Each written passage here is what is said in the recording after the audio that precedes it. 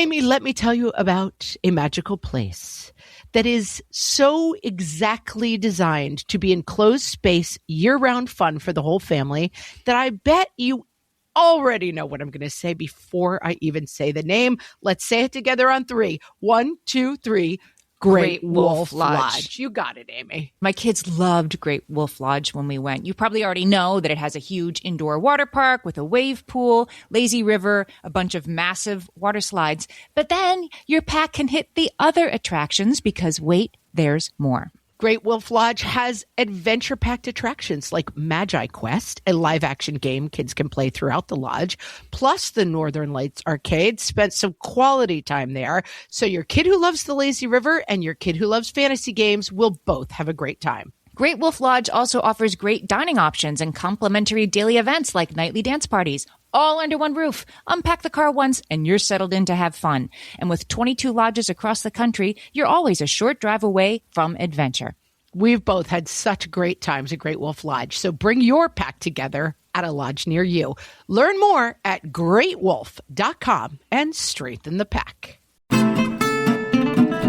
Next time, just buy a necklace and hand it to me. It's much better than the dream of the thing you were going to do that was going to be so great. What fresh hell? Laughing in the face of motherhood. Mom, nobody wants a homemade Halloween costume. I'm just going to put a pillowcase over my head, like, leave me alone, right? With Margaret Abels and Amy Wilson. Look at them being joyful while I'm just working here. A podcast that solves today's parenting dilemmas so you don't have to. So it's about finding that thing. You're the best present giver in the world.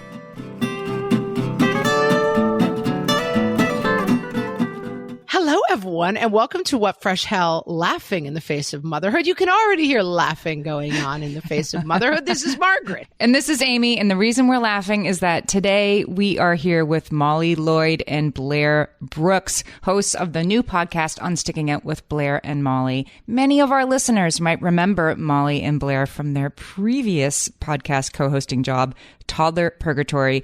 We're so excited that Molly and Blaire are back with their new show. Just a little bit about Unsticking It. In each episode, Molly and Blaire delve into the world of overcoming your creative blocks with practical strategies, skilled insights, and inspiring stories to help you find your way back to you. That's what we're going to talk about today. Welcome, Molly and Blaire. Thank you. Thank you for having us. It feels like coming home, like a homecoming. Here we are, face to face. That's the Silver Spoon soundtrack. Yes. The oldie lock alert, if you didn't recognize it. Back in my day. So let's talk a little bit about the origin story. Like any great Marvel villain, you have an origin story for your podcast, Unsticking It. How did you come to find the theme of Unsticking It? Take it away, Blaire. Oh, all right then. So Molly and I, this was during the pandemic. What wasn't during the pandemic? It was all during the pandemic. We're still in but Molly and I, if our listeners don't know, we're both actors and mothers and all the things that come with that. And we were finding ourselves being fulfilled in ways, but not in other ways. And just kind of like chasing our tails and trying to figure out what was missing. And what we realized was it was our creativity. It was like back to our like home base. Like now it's a theme. And we said, okay, what can we talk about to not only help our listeners, but really just help ourselves? And how do we feel right now? And the overlying thing was we feel stuck. We are stuck in the rut of motherhood and all the things that are coming with that. And then our industry turned from we're going into the city to auditions every day face to face to self-tapes. And it turned into we're sending our creativity into an oblivion and into a vacuum and no one knows what's happening. And it was so isolating too. Yeah. So isolating. We just felt just stuck. So we're like, let's talk about being stuck and how to get back to our creativity, back to ourselves, back to the thing that alivens us. That's not just self-tapes and making dinner and lunch and breakfast. Self-tapes and making dinner, the story of a life. Even when you're not an actor, I think everyone listening can relate to this feeling a little bit stuck in that things didn't really go back to the way they were, right? There was the before times, then there was this giant sort of fire line, right? And nothing was the same on the other side. But I find myself, the pandemic was 4 years ago that it started, and I still don't really go to like exercise classes in person anymore. Like I do them, but they're on the internet. Meetings that could easily be in person are on Zoom. And I'm stuck at home all the time and I don't see anybody. And I'm just now realizing like, I got to get out of my house. I got to make up reasons to go see people, even though I'm on meetings and Zooms and podcast recordings all day long. Something's missing. So is it about getting intentional about putting some of that stuff back? Okay. Well, guys, that was our episode. Hope you enjoyed it. And our work here is done. Yeah, that's it. Thank you. That's it. Thank you. I feel like we've had quite a few interviews so far, and there's a couple of themes that have rung true for so many people, but in different ways, because everybody's journey is different. Every human being is different, obviously, but there are a couple of things that have risen to the surface. The cream of the crop, it rises to the top.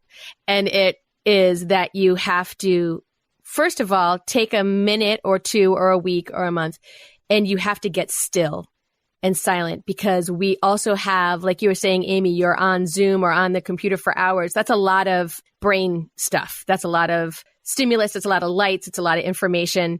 And it's hard to get quiet with ourselves. So in quite a few of our interviews, we've heard, take a minute and get away from the computer, get away from your children, get away from the demands of life as we live it now. Our very first episode was with Robin Ivy, a coach out of Rhode Island, and she goes into her like tree. An actual tree? Literal tree. Does she have a tree house or she just climbs up into a tree? I believe she climbs up into a tree. She didn't explain it to me, but in my head, I imagined like she had like a little platform that was like, I want a tree draped in like tapestries and like bells and candles. Don't burn the tree down. I have an actual tree house at my house, but I never thought about going up into it. But maybe I'm going to start. Go up in there, get still. Claim it.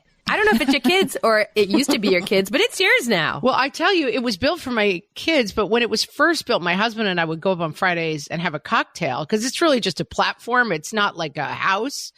And it's an awesome spot. We really need to get back to that. I need to get back in the tree. For sure. Whatever. And maybe that's a metaphor. It might be. Or it might not be, Molly. Even more disturbingly, it might not be a metaphor at all. Find your tree. But we all have to find our tree. Yeah. That's really that's the end of the episode right there. Find your tree.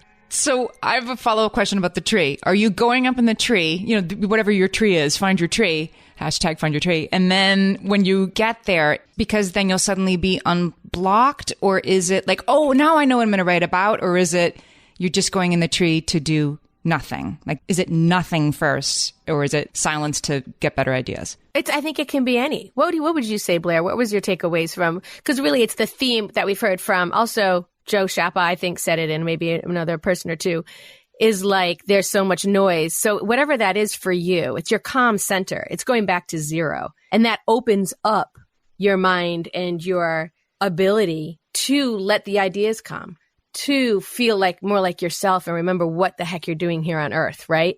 Because I don't know about you guys, but I hamster wheel it every day, all day. And I just need to stop. Like, I need to find my tree. I definitely remember Amy talking about a story that Lin-Manuel Miranda who has a famous hamster wheel kind of a mind, I think, as writing kind of self-autobiographically in Hamilton about that kind of mind, that he was like searching for his next musical after In the Heights. And then his wife kind of convinced him to go on vacation. And on the beach, he picked up the Hamilton book and the musical kind of came to him. And you talk about Amy, J.K. Rowling being on the train, right? That she got on a train. She didn't have her phone. She didn't have anything.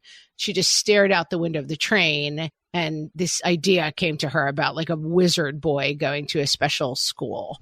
I think it's the stillness that allows stuff in. No, yeah. The stillness allows for that, but it's still worth doing even if you don't get the $1 million idea. Like, I think if you go up into the tree, like, where's that idea? I'm silent. Where is it? Yeah, it's the idea is like go in to clear out and to not put any pressure on or any expectations on that. I'm here to get the idea. I'm here to get the inspiration. It's more like, let me just clear all the noise out, all the stuff out so that I'm inviting the idea in to come whenever it may. Yeah, I find I do the little comedy bits for our show, which basically, I mean, Hamilton and Harry Potter and the comedy bits, I think we're all recognizing that they exist on the same plane, right? Of genius.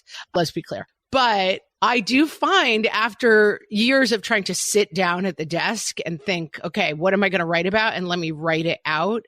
That my practice with them is that I ask Amy the night before, what's our episode about? Because I never know.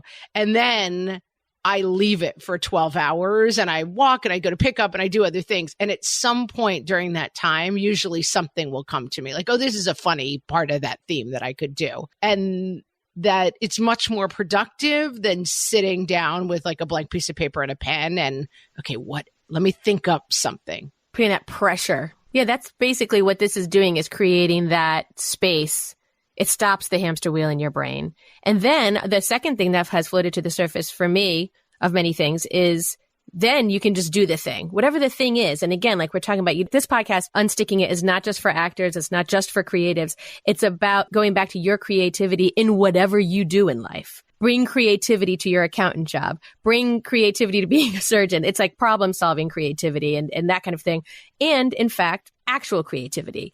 Like Kristen Wiig making the cupcake in Bridesmaids. She just needed to get back to the thing that used to light her up, right? Maybe it's not cupcakes anymore, but for her it was. I'm not telling our listeners to make a cupcake, but do it if you want. But could it hurt? Let's be honest. Could it hurt? Never hurts. I have never heard anyone be like, I really regret making that cupcake. That phrase has never been said in this modern American language. I shouldn't have made that cupcake.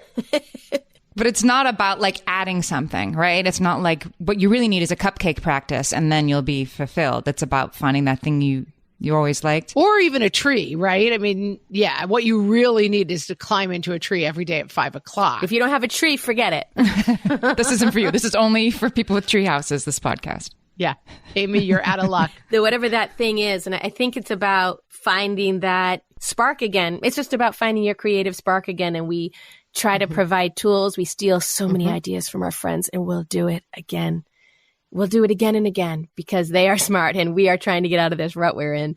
And so we're providing tools for any person's tool belt of getting back to yourself, but knowing that, what we've discovered is that we're never going back to who we were before, right? This is like one of those times, these last 4 years, where who we were before is somewhat gone. So we have to this is not life anymore. Right. Need not apply. Yeah. Times. So in this new times that we're living in, staying in the now and applying the lessons we've learned to how we are living our lives now, and that we're adding tools to your tool belt to live your most creative self in the world we live in now, in the here and now. I think the idea of creativity can feel very foreign to people. And as you were saying, you're not trying to talk to only actors, only writers, only painters who are going to go up into the tree and then come down with the next great masterpiece of our time. So I want to dial in a little bit more on what creativity looks like, and we'll do that right after this break. We're talking to Molly and Blaire from Unsticking It. We'll be right back.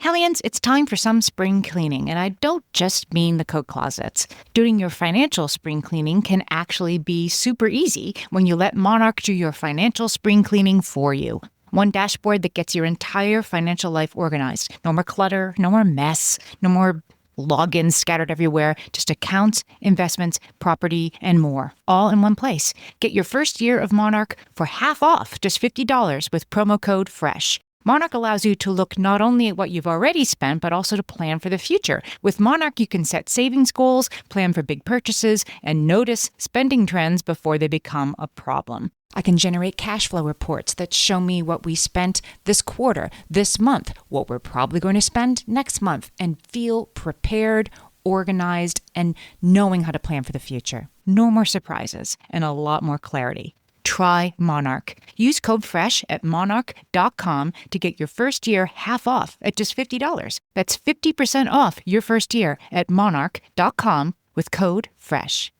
My favorite skincare products actually feel more like self-care, like they're so nice to put on and they smell so good that I'm actually happy when I get to that part of my day.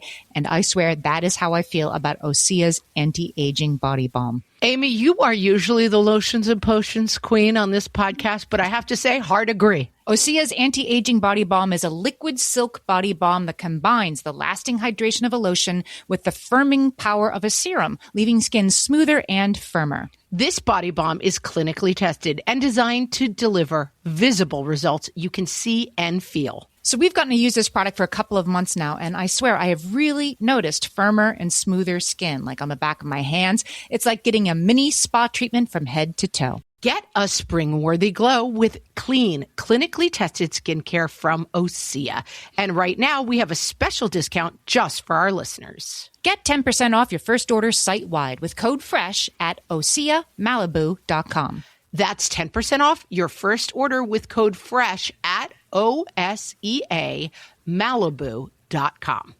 So I guess the starting question is everyone creative? Are there people who can live without creativity? Like, do we need creativity? Or is it, as Amy was maybe hinting at, just another thing on the list? Now I'm supposed to be creative on top of getting through my day? This sounds terrible to me. The thing that kept coming up for Molly and I when we first started was like, okay, we're going to talk to actors. We're going to talk to the people that do the thing, that do the artist.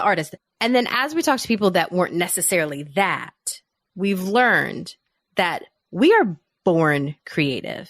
Just look at your kids. We meaning humans, not we meaning Molly and Blaire. Well, yes, but I mean, you guys got a little extra in the sauce. Let's be fair and clear. Humans as a whole. Yeah. I mean, look at your kids. Like when they're making up stories, when they're drawing things, when they're playing with things that aren't toys, or, you know, when they're outside making, you know, the things that come into our heads as babies, as toddlers, as kids, it's all of our creativity. And then what happens is that we grow up and then we get designated by school, by family, by friends as to who we are.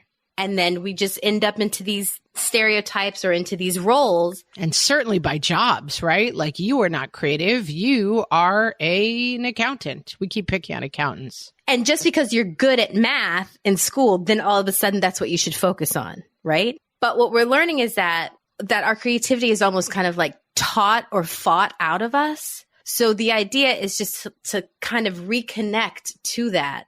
And it's all a part, like, again, like going back to getting still and doing all the things to get back to that, because it never gone and it is easily tapped into because it's energy. And it is also like, it's a secular thing. It's always going on, right? That's why we watch movies. That's why we listen to podcasts and music. Like it's creativity is a constant around us. So we just have to get still to get back to what it is inside of us that makes us creative. Yeah. It makes me think of like Margaret and I know a woman who wraps her presents at Christmas time with dried oranges and cinnamon sticks, right? And twine, and like they're works of art. Or another friend who gets up on Sunday and says, I don't think I'm going to braise a lamb shank tonight, and like spends all day on Sunday thinking about that cooking. These are two people who made me feel bad about myself for a time that I wasn't wrapping my presents or braising lamb shanks. But now I kind of understand it as, oh, that feeds them. I don't really care what my presents look like. And I definitely want dinner on the table in the fewest steps possible. But I am a creative in other ways, right? They don't need to pick up a pen and try to write something. That doesn't feed them.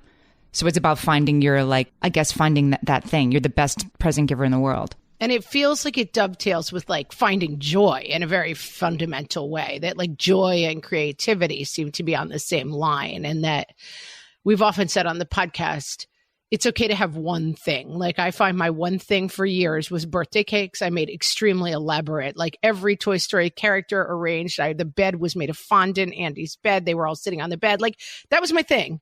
My mom's thing, unbelievably elaborate Halloween costumes. I had a Statue of Liberty with hand dyed green, bed sheets that she dyed green.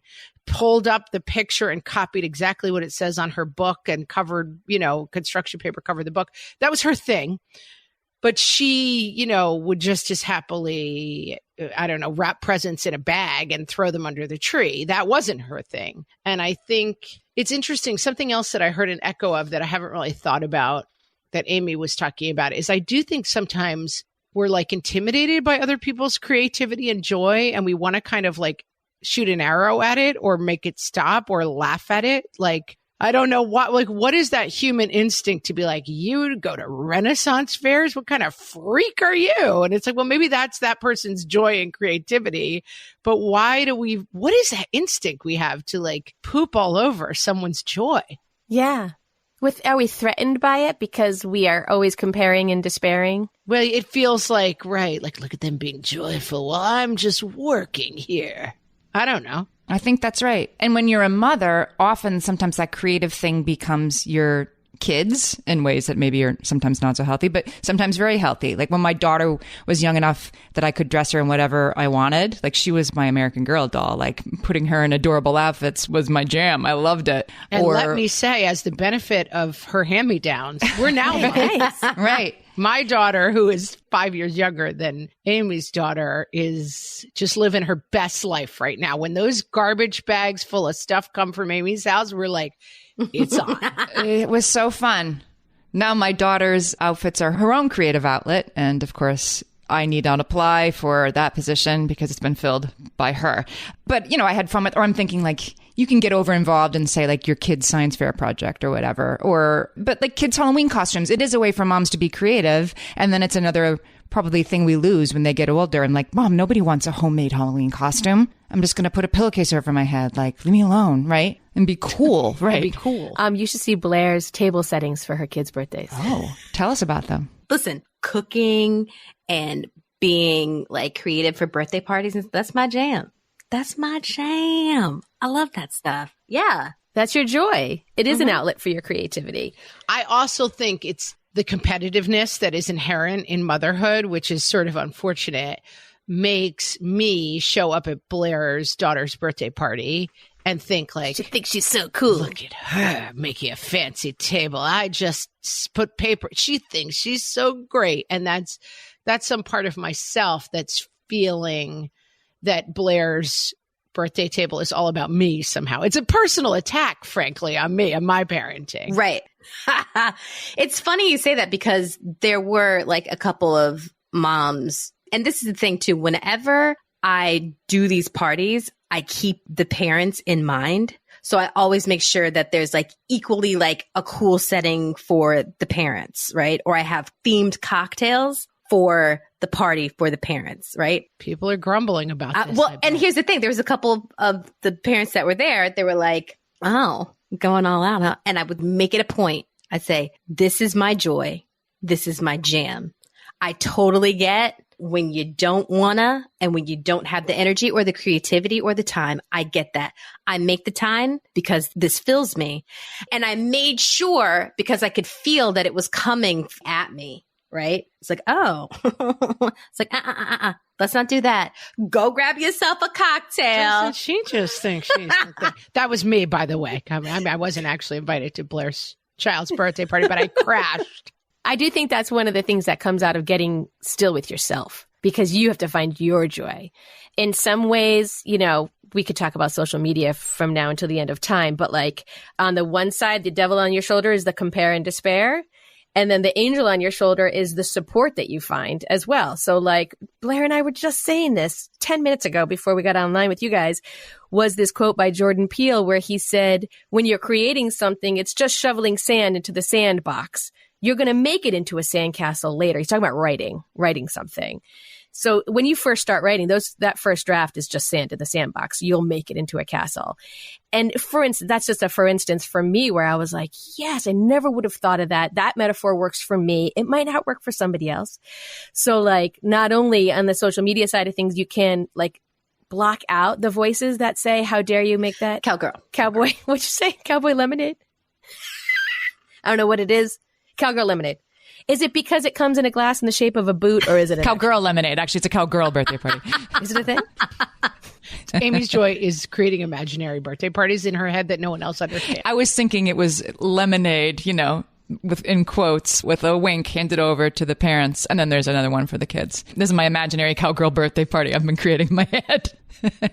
I love it. I'd go to that party. My daughter, when she was 5, so that's what she wanted, a cowgirl birthday party. So I had one, but most of my stuff was outsourced from Etsy, and I did not have a bespoke cocktail for the grown-ups. I wish I could go back. Sorry, everybody. Right, in my next life. So if you're having a hard time siphoning out, is that the right word? Like a colander, the good stuff, let the good stuff through of social media and stop the crap. If you're having a hard time stopping the crap, get quiet. Shut it off. Obviously, we all know the virtues of shutting off our electronics, etc. But like, that's about getting still with yourself in your platform treehouse. Yeah, I think also the sandbox metaphor is super useful in terms of creativity because there's a lot of bravery that's inherent in creativity that I think that we sort of forget about, and that sometimes we find that it's like, well, I want to write the best novel ever and win every prize and have it be the greatest thing ever, or I don't want to do it at all. And that the idea of like, what if you're just throwing sand for the next couple of months and into the sandbox, and then we're not even thinking about a sandcastle,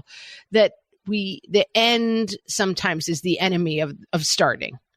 You know, that my old writing mentor once uses the expression a lot, perfect is the enemy of done. And it's like the idea that like at a certain point with drafts, I'd be like, I don't know, this draft he's like, it may not be perfect, but it is done, and done is better than perfect sometimes. And yeah, that I think sometimes my husband suffers from this, and we laugh all the time because he'll show up with like no birthday present for me because he wanted to hire, you know, paratroopers to dive out in the shape of my name and deliver me, you know, this thing that I want. It's like, next time, just buy a necklace and hand it to me. It's much better than the dream of the thing you were going to do that was going to be so great. But don't let you find the necklace a couple of days before, and then you open the box and it's a CD. You bought the necklace. Love Actually reference. I missed it entirely. He bought the necklace for the girlfriend instead of her. You say necklace and I immediately go to Love Actually. Well, there's this Emma Thompson found it in his pocket and was so excited. And then on Christmas Day, she gets a box the exact same size, and it's a Joni Mitchell double CD set. And then she goes into the bedroom and has the most devastating scene because she has to keep her you know what, together because it's Christmas and the kids are there. She goes in and she puts on I'm getting goosebumps. She puts on the CD, and it's a Joni Mitchell CD, the saddest thing you've ever heard. And as she's standing there trying to hold herself together, she looks down and she smooths the bedspread with one hand because she has no control over anything else in her life in that moment. So she has to control the bedspread. She's like, I better smooth this. And then she goes out there and she goes, yay, Christmas, or some BS. I know it's not a good movie, but I haven't even seen it. I just know that happens. It's just one of those, like, I have the plot in my DNA. It's actually not a great movie. We're talking to Blaire and Molly from Unsticking It. When we get back, let's talk about having permission to go bigger with our creativity. All my kids learned to swim when they were little. It was super important to me that they be confident and safe in the water. There was only one problem with that: taking them to swim lessons. I mean, the pools were freezing. There were always cranky adults doing laps right there. And it was definitely not, for any of us, what you would call fun. Amy, heard. But now there's Goldfish Swim School. Goldfish takes a really thoughtful approach to swim lessons, combining research-based teaching with a warm, kid-friendly environment that actually helps kids thrive in the water. Every detail at Goldfish is thoughtfully designed to create a golden experience, from shiver-free, warm indoor pools to comfy waiting areas for parents to professionally trained lifeguards on deck. Goldfish uses an approach called the science of swim play, which combines guided play with proven teaching techniques to help kids learn to swim, build water safety skills, and gain confidence, all at their own pace. Lessons are designed to meet kids exactly where they're at. If you've been thinking about swim lessons or just wondering where to start, this is a great opportunity. Right now, Goldfish Swim School is offering a waived membership plus your child's first lesson free at participating locations. Just visit goldfishswimschool.com/free to find a location near you and enroll using promo code FREE. That's goldfishswimschool.com/free, promo code FREE. Amy, when I'm having a good hair day, it usually makes my whole day better. And that's why on every day, I'm taking Nutrafol. Nutrafol is the #1 dermatologist-recommended hair growth supplement brand, and it's the #1 hair growth supplement brand personally used by dermatologists. Nutrafol's hair growth supplements are peer-reviewed, NSF certified for sport, and clinically tested. Nutrafol offers multiple formulas for men and women, tailored to different life stages and lifestyle factors, so you get support that's actually right for you. Adding Nutrafol to your daily routine is easy. Order online, no prescription needed, with automated deliveries and free shipping to keep you on track. Let your hair be one less thing to worry about. See visibly thicker, stronger, faster-growing hair in 3 to 6 months with Nutrafol. For a limited time, Nutrafol is offering our listeners $10 off your first month subscription and free shipping when you visit Nutrafol.com and enter promo code LAUGHING. That's Nutrafol.com, spelled Nutrafol.com, promo code LAUGHING. So here's my question about being a mom and having this creative outlet, which I agree we should have. And I agree it doesn't have to be the same as somebody else's or big or important or whatever. But I think sometimes as moms, we think that. Like, I love sewing. I love making these jackets. I'm actually really good at it. But if my Etsy store doesn't sell 20 by November 1st, then I have to stop doing it because it's not worth how much time it's taking me, right? If it's not making money, then I need to stop doing it because I really should be being everybody's, caregiver instead. How do you, if somebody came to you, say like with that, like, well, I want to do this, but it's not working and I can't take this time away from my family unless it's financially supporting us. How do you sort of retrack that so you don't just sort of give up and become an uncreative person? I would say, unless you absolutely have to, don't do it for the money. If it's a financial situation that you're in and you need to provide for your family, go do something that's not going to suck your soul, right? Or do something that will suck your soul. But leave the creativity for saving your soul. And I mean, I would also say, like, for Molly and I, another part of our journey has been we enjoy working together so much. And we not only do the podcast together, we've shot commercials together, but we started writing a movie together and we got 70 pages and then we got stuck. So I think it's also finding your community, finding the people that call to your soul, that feed your soul, and give you permission to just do the thing that you love, because the yes to it is what will lead to maybe financial gain, maybe to a dope Etsy shop. But I think that just start from yes and just do the thing first, just to get that feeling, especially as a mother, because I know on a Friday night at 7:30, I am done, depleted.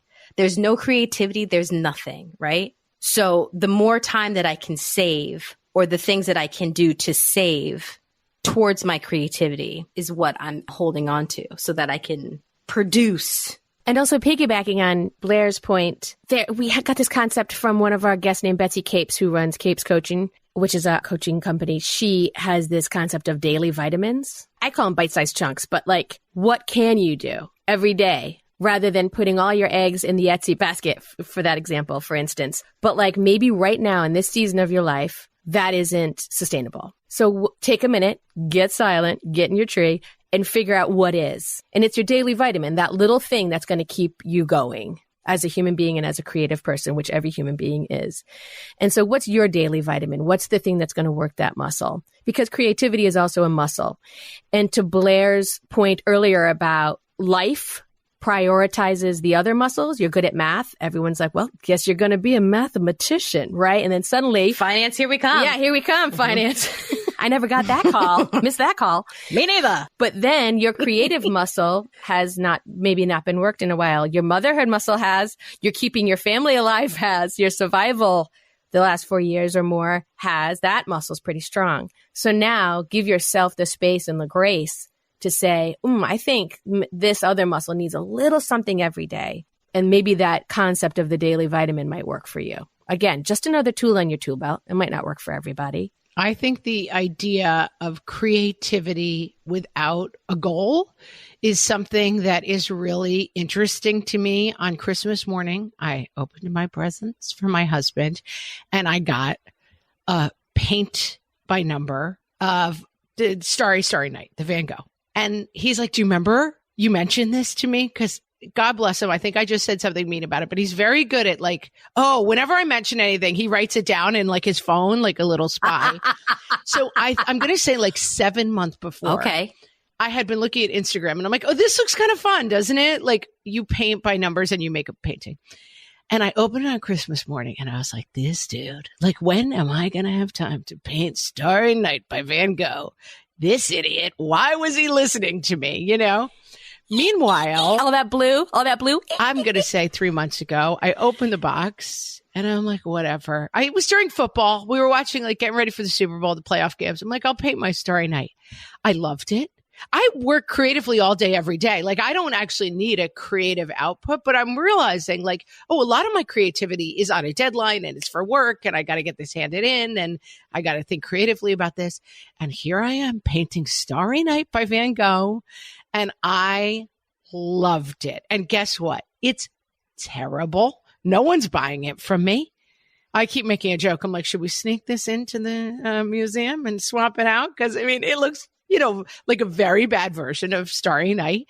Nobody wants it. Like I'm going to throw it out literally when I'm done with it. I don't even want to hang it on the wall. It's not good.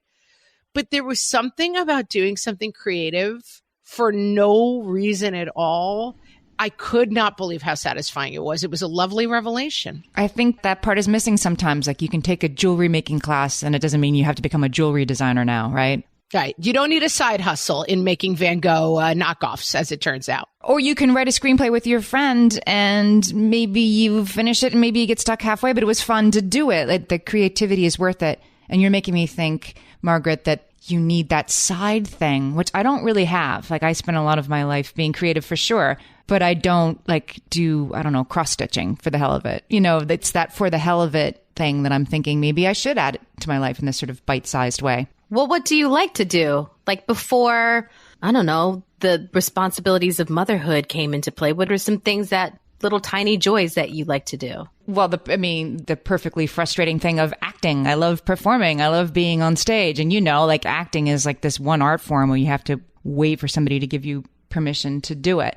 But the one thing that comes to mind that I keep thinking I'm going to do and I don't do is join a chorus for the hell of it. Not to get a recording deal, just because I like to sing. And doing that, it's a perfect example. You don't get anything out of it and nobody's going to sign me up and it doesn't even matter. I can sing okay and you just do it to do it. So I'm inspired. And it's interesting because we talk about it with kids, but I do think with kids that we are much freer with kids to say, you should take guitar lessons. Oh, you should take a dance class, a ballet class. Not because I want you to be a ballerina. In fact, please don't become a ballerina. I beg you. But I do think that we see much more. They're teaching, I haven't been able to work it out yet, but they teach in my town at the town theater tap class for adults. I'm like, I would love to do that. Like just go and tap dance one night a week. Am I getting cast in Anything Goes on Broadway next season? Highly doubtful. But I mean, I used to tap dance and there's something really fun. There's something so fun about tap dancing. I mean, but I do think that as especially moms, we think of, well, I can bake because my family eats it and I could express myself with birthday parties because people come to it. But doing something with no purpose seems so indulgent as a mother, I think. Especially when it's like your only hour off, so to speak. Like sometimes I struggle with that. I'm like, well, I have an hour. So, well, first I'll pick up groceries. I'm just going to bang that out. And then all of a sudden I'm down to a half an hour. That's not me time. That's family time, buying groceries or, even getting ready for a party, even though there's a creative aspect to it. And I think we have an episode called Reclaiming Your Time. And that's one of the main messages of it is you got to be brave enough to speak up for the time that you need. To go to a crochet class when you've never crocheted. Like part of that is bravery and also prioritizing yourself. And not because you're going to make everybody a blanket, because you have to be useful in order to exist. Yeah, absolutely. I think that's really important. And we were just talking about mom blame on one of our episodes. And I had a very radicalizing experience about, we do put all this stuff on ourselves, but also a lot of people put stuff on us. It's your fault. You don't do enough. You this, you that. The kid did this. The mom must stink. And part of fighting back against that kind of culture is to say, I deserve on a Sunday to sit around and paint Starry Night by Van Gogh by numbers and do nothing for anyone else. Is it making money? No. Is it helping my children? No. Is it self-actualizing me? Probably not even. But yeah, I got to say, you're probably adding years to your life. I really do think that. I hope so. Do I hope so? Let's see. Some days I hope so. Some days I hope not. It's an energy thing, for sure. It's an energy thing. And then also, why is it that we pour so much energy into having our kids explore all different types of things? Granted, yes, to keep them busy and out the house. But we evolve and we change too. Why can't we give that to ourselves? Why can't we give ourselves the opportunity to delve into different creative things or sports or so, you know what I mean? Like different classes. And on that note too, there's so many things now that you can just like order online, like the crocheting, cross stitching. There's so many things that you can order online and then take a virtual class. You get all the tools and cake decorating, all the things. There's so many things that are so possible to explore that if someone is listening right now and they have that thing, that little ding inside of them that's saying, oh, I want to do it. Just do it. Just do the thing. Just do it. No one's clocking you but you. You heard it. Ding, ding. There it is. Bring it, sing. And if you're somebody who says, I don't feel good enough or brave enough, or I feel so isolated. Man, I know we said isolating earlier, but like as being actors, but boy, can there be times in motherhood where you feel isolated. What a great way to find a community of at least creatively like-minded people by going to that crochet circle, because you all are interested in crochet. It's so social and community. Again, talking about adding years to your life, finding your community, for finding a community. Creativity is such a beautiful binder. It's such a beautiful bonder. It really brings people together, and, knitting circles since the beginning of time, right? Like making something together, doing something together. Boy, does that feel good. And you feel so fulfilled. Fill yourself, because sometimes it can feel empty, this life we live. Well, do it. Yes, please do. Amy, you should go to like a local church or something. And I can't wait to go sign up for a chorus. I'm going to do it. Look at that. I have a list. I've been keeping a list, and then it lives on my list of things to do, but the tax forms jump the line, right? And that's just how it goes. And that's how our lives are, but you have to prioritize it. Guys, it ain't bad. I'm telling you what. 100%. Margaret. Am I in Amsterdam right now looking at Starry Night? Oh, yes. Yeah. That's awesome. See, do a painting and someday you can show it off on a podcast where no one can see it. It's perfect. Yes. Yeah, you're like, hey guys, on the podcast, look at my painting. Like that woman who fixed the Jesus in the church in Spain. I'll put a picture on Facebook. Nobody will be able to tell. Yeah, put a picture. Yeah. Talk about pointless creativity. Oh, it's good. Maybe you can link a photo, because it is good. It's good. I think you're right to hit upon the thing of like, you're not doing it to sell it. Well, you could sell that. It's very good. But you're not doing it to sell it on, at an art fair. You're doing it because it fills your soul. And there's also this scared, where we all get scared about failure, right? I just read something recently. I can't remember if I told you this, Blaire, about someone who wrote, what is our obsession with failed blank? Like if you have a restaurant and it does well or doesn't do well, and you decide to move on and you close that restaurant, everyone goes, oh, they were a failed restaurateur. Like, are they? Or do they just decide to move on to their next thing they're interested in? If you have a marriage and it went pretty well for a while and then it ends, maybe it wasn't a failed marriage. Maybe it was a pretty successful marriage. That's the end of it. Its time had come. I think that's very American too. I dated a gentleman from a foreign land for many years, and he was always talking about only Americans think that a silver medal is a failure. Like you medaled in, a sport that took you 100 years to learn, and people are like, bronze, what a loser. It's too bad about that, isn't it? Yeah. It's too bad that person had an incredibly successful career. But yeah, it's like, you try it. Yeah, I think you're right. I think we're a little too obsessed with failure. Like, let's all fail spectacularly because it meant we tried something. So Molly and Blaire's new podcast is called Unsticking It with Blaire and Molly. I'll put the link in the show notes so you can start listening like immediately after this, and you can find it wherever you listen to podcasts. What else should I tell them, Blaire and Molly, our listeners, about what you're up to? Unsticking it _podcast on Instagram. Molly is currently in a State Farm commercial that's running with Ludacris. Oh, yeah. Well, didn't it play during the Super Bowl? Oh, it didn't play during the Super Bowl, but I think it played right after. That's cool. I think I saw it Super Bowl Sunday. I was like, whoa. Yeah. That's awesome. Yeah. It's pretty funny. Yeah. It's pretty funny. Yeah. We're so glad you're back podcasting again, Blaire and Molly. We missed you. Yeah. Thank you. Thank you. It's good to be back. We're loving it. Thank you for being such, great, not just role models and friends, but also like so supportive of other women in your same realm is really awesome. So thanks. Thanks. It's fun. It lights us up. Well, friends, check out Unsticking It with Blaire and Molly, wherever you get your podcasts. And while you're there, make sure for all of our sakes, even with What Fresh Hell, that you are subscribing, following all of these podcasts so that they will always be appearing in your feed. And with that, Blaire and Molly, thank you so much for talking to us today. What a fun conversation. Thanks I wish we could do us. this every morning. I know. Thanks so much. Thank you.